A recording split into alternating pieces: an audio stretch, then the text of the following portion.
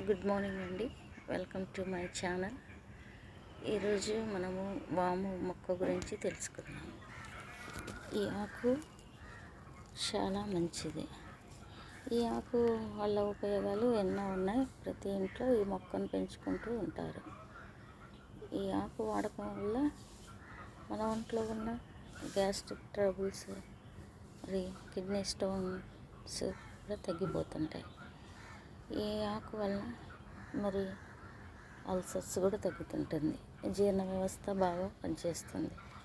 అంతేకాదు మరి ఈ మొక్క ముఖ్యంగా ఈ మొక్కతో మనము ఇంట్లో కాస్త వాము బజ్జీలు, లేదంటే అప్పుడప్పుడు వారానికి ఒకసారి పచ్చడి చేసుకొని తింటే ఎంతో ఉపయోగంగా ఉంటుంది. ఈ ఆకుతో ప్రతి ఒక్క